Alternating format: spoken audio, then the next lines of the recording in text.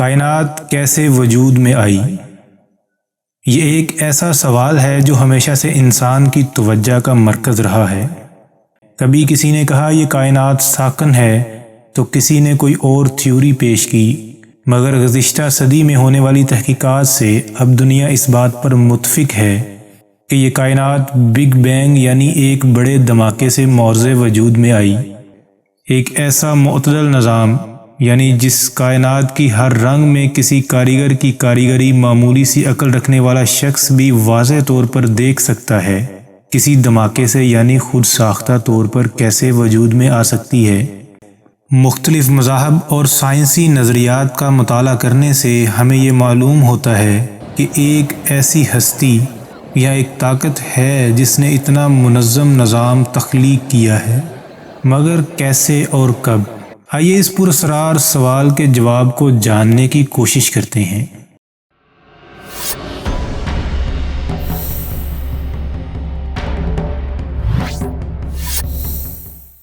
بسم اللہ الرحمن الرحیم۔ السلام علیکم ورحمۃ اللہ وبرکاتہ۔ میں ہوں محمد وسیم اور آپ دیکھ رہے ہیں داستان ماضی۔ کائنات کیسے وجود میں آئی؟ یہ ایک ایسا سوال ہے جو ہمیشہ سے انسان کی توجہ کا مرکز رہا ہے، اور آج کے اس جدید دور میں جب سائنس اس قدر ترقی کر چکی ہے، اس سوال کا جواب کافی حد تک درست تلاش کرنے میں کامیاب بھی ہو چکی ہے۔ سائنسدان مختلف ادوار میں مختلف نظریات پیش کرتے رہے ہیں۔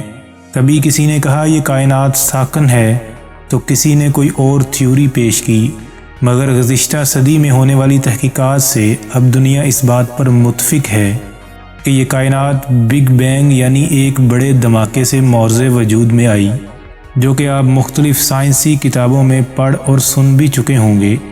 مگر پہلے کچھ لوگوں کا ماننا تھا یہ دھماکہ خود بخود ہوا اور وقت گزرنے کے ساتھ اس پر زندگی وجود میں آ گئی، مگر کیسے؟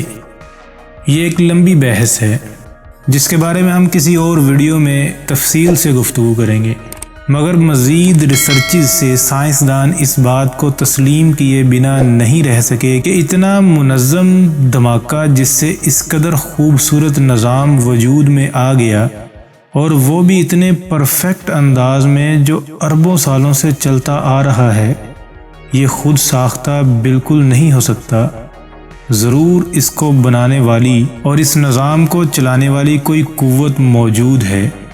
ایک ایسا معتدل نظام یعنی جس کائنات کی ہر رنگ میں کسی کاریگر کی کاریگری معمولی سی عقل رکھنے والا شخص بھی واضح طور پر دیکھ سکتا ہے، کسی دھماکے سے یعنی خود ساختہ طور پر کیسے وجود میں آ سکتی ہے، اور پھر اس پر زندگی یعنی چرند پرند، سبزہ درخت اور انسان کیسے وجود میں آ سکتے ہیں۔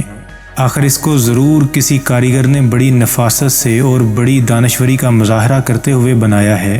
سوال یہاں یہ پیدا ہوتا ہے کہ آخر ایسی شاندار کاریگری کس کی ہے؟ مختلف مذاہب اور سائنسی نظریات کا مطالعہ کرنے سے ہمیں یہ معلوم ہوتا ہے کہ ایک ایسی ہستی یا ایک طاقت ہے جس نے اتنا منظم نظام تخلیق کیا ہے، مگر کیسے اور کب؟ آئیے اس پراسرار سوال کے جواب کو جاننے کی کوشش کرتے ہیں۔ اس سے پہلے کہ ہم اس دلچسپ جواب کی جانب بڑھیں، میری آپ سے گزارش ہے کہ چینل کو سبسکرائب کر دیں اور ویڈیو کو لائک اور شیئر لازمی کریں تاکہ اس قیمتی معلومات سے آپ کے ساتھ ساتھ آپ کے پیارے بھی مستفید ہو سکیں۔ اب تک آپ کے ذہنوں میں ایک بات تو مکمل طور پر کلیئر ہو چکی ہوگی، یہ کائنات خود بخود وجود میں نہیں آئی، بلکہ اس کو کسی نے مکمل اہتمام کے ساتھ باقاعدہ طور پر بنایا ہے، جس کو دنیا والے اللہ، رب، خدا یا اور مختلف اس کے صفاتی ناموں سے جانتے ہیں۔ اس بات کی مزید تصدیق کے لیے کچھ باتیں مزید یہاں پر شامل کرنا چاہوں گا۔ آپ جانتے ہیں کہ سائنس آج کے دور میں بے حد ترقی کر چکی ہے، تو آئیے سائنسی دریافتوں سے ہی جاننے کی کوشش کرتے ہیں کہ کیا واقعی کائنات خود ساختہ طور پر بغیر کسی وجہ کے کسی دھماکے سے وجود میں آ گئی، یا کسی نے سوچ سمجھ کر باقاعدہ منصوبے کے ساتھ اسے بنایا ہے۔ اب تک ناسا کی ریسرچز ہمیں بتاتی ہیں اس کائنات میں 250 ارب سے زیادہ گلیکسیز یعنی کہکشائیں وہ لوگ دریافت کر چکے ہیں، جن میں سے ایک یہ گلیکسی ہے جس کے اندر صرف ایک سیارے پر ہم موجود ہیں جسے زمین کہتے ہیں، اور اس گلیکسی کو یعنی کہکشاں کو ملکی وے کا نام دیا گیا ہے۔ سوال یہاں یہ ہے، کیا یہ ساری گلیکسیز ایسے ہی خود ساختہ وجود میں آ گئیں، جبکہ ان سب گلیکسیز میں جس چیز پر بھی نظر دوڑائی جائے وہ باقاعدہ ایک منظم نظام کے تحت چل رہی ہے، نہ کہ غیر منظم طور پر، جس سے صاف پتہ چلتا ہے کہ اس کائنات کا کوئی تو خالق ہے جس نے اسے صرف بنانے پر ہی اکتفا نہیں کیا بلکہ وہ اسے اربوں سالوں سے چلا بھی رہا ہے، کیونکہ سائنسدانوں کا کہنا ہے کہ کائنات کی ہر چیز ہر وقت حرکت میں ہے، کوئی بھی چیز ساکن نہیں ہے، تمام کہکشائیں دن بدن پھیل رہی ہیں اور ان میں جو کچھ بھی ہے وہ سب ایک دوسرے سے دور جا رہے ہیں۔ یہاں ان چیزوں کا ذکر کروں گا جن کو آپ سبھی جانتے ہیں۔ یوں تو اس گلیکسی میں بہت کچھ ہے جن کا سائنس پتہ چلا چکی ہے اور بہت کچھ باقی ہے جن کا وقتاً فوقتاً پتہ چلتا رہے گا۔ سب سے پہلے سولر سسٹم کی بات کرتے ہیں۔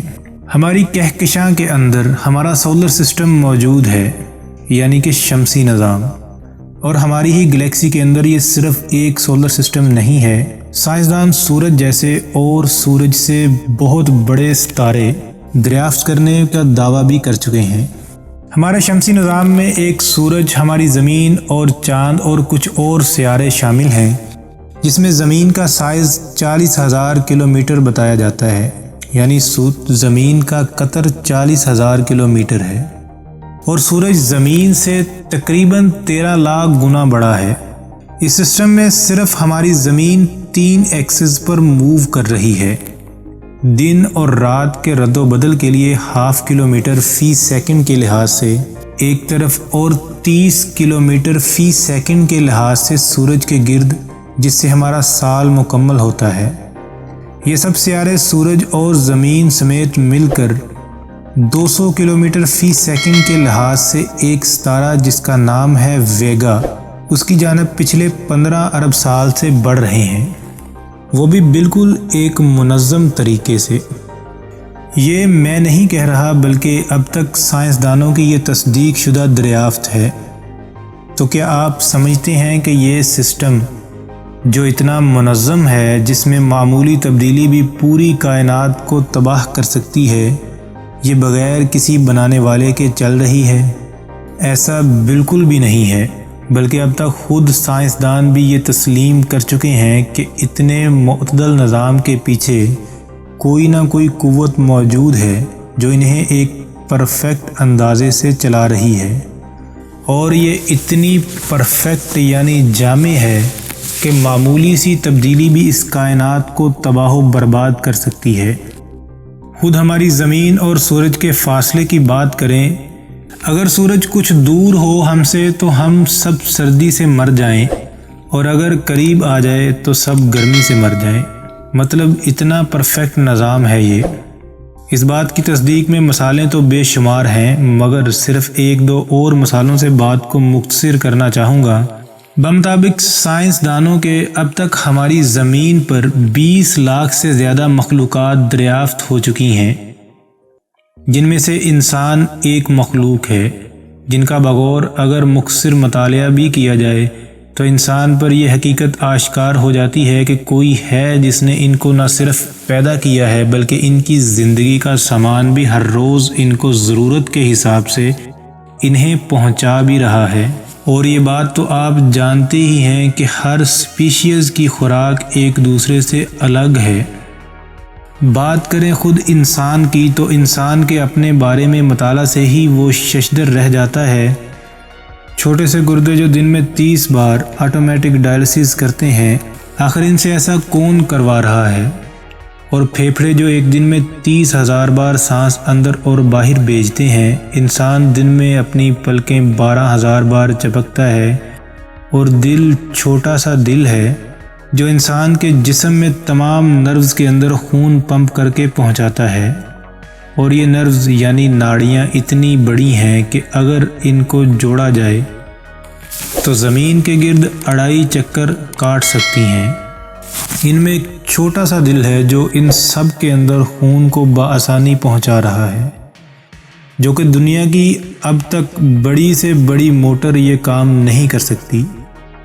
ان سب چیزوں کو جاننے کے بعد ایک معمولی عقل رکھنے والا انسان بھی یہ کہے اور مانے بغیر نہیں رہ سکتا کہ کوئی ہے جو اس کائنات کو چلا رہا ہے، نہ کہ یہ خود بخود چلتی چلی جا رہی ہے، اور یقیناً وہ ذات اللہ ہی کی ہے۔ آئیے اللہ ہی سے جانتے ہیں کہ وہ اس بگ بینگ یعنی بڑے دھماکے کے بارے میں اپنی کتاب کی سورۃ الجاثیہ آیت نمبر 3 سے 5 میں کیا ارشاد فرما رہا ہے۔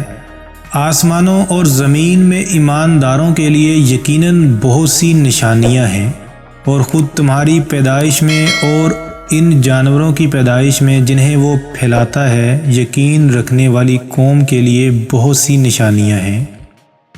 اور رات دن کے بدلے میں اور جو کچھ روزی اللہ تعالیٰ آسمان سے نازل فرما کر زمین کو اس کی موت کے بعد زندہ کر دیتا ہے، اس میں اور ہواؤں کے بدلنے میں بھی ان لوگوں کے لیے جو عقل رکھتے ہیں نشانیاں ہیں۔